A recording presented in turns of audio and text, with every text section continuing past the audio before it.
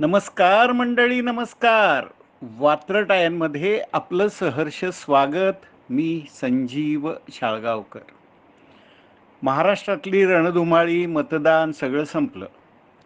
सगळे नेते मंडळी काहीशी रिलॅक्स झाली. काही ट्रिपवर गेलीत, काही इतर राज्यांमध्ये प्रचारासाठी गेलीत. पण उद्धव ठाकरेंचं जे खानदान आहे हे सगळं लंडनला गेलं आहे. कदाचित रिलॅक्ससाठी असेल, पण विरोधकांचं म्हणणं आहे की लंडनला त्यांची मोठी इस्टेट आहे आणि त्याची काहीतरी फेरफार करण्यासाठी ते गेले असावेत, कारण दिल्लीमध्ये पुन्हा मोदी सरकार याची चिन्ह आहेत. ओके.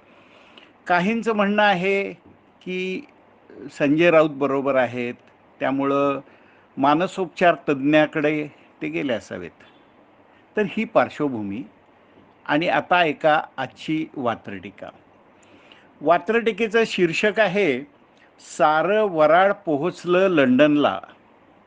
सारं वऱ्हाड पोहोचलं लंडनला. मतदान झालं, मेंदूच्या झिणझिण्या थोड्या थांबल्या. शिव्यांच्या आरोळ्या सध्या काही दिवस लांबल्या. निवांत झाली शहरं, पदयात्रा नाहीत, मोर्चे नाहीत आणि सभा पण नाहीत.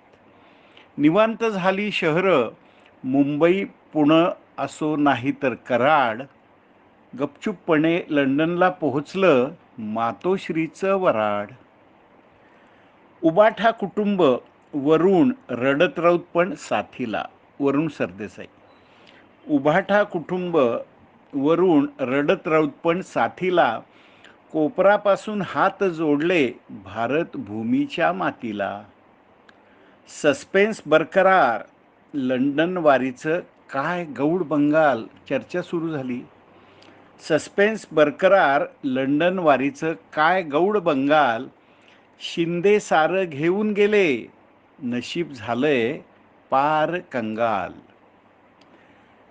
आता पोझिशन काय? दिल्लीत समजा मोदी सत्ता आली तर ठार मेलो. दिल्लीत समजा मोदी सत्ता आली तर ठार मेलो. भरपूर विचार करण्यासाठी हळूच लंडनला आलो. लंडनमध्ये सध्या बरेच मानसोपचार तज्ज्ञ आहेत म्हणे. लंडनमध्ये सध्या बरेच मानसोपचार तज्ज्ञ आहेत म्हणे. तिथं जाण्याचं नेमकं कारण खरं रडत राऊतच जाणे. मंडळी, ही होती आजची वात्रटिका. नेहमीप्रमाणे लाईक करा, इतरांना शेअर करा आणि सगळ्यांना सबस्क्राईब करायला सांगा. मनापासून धन्यवाद.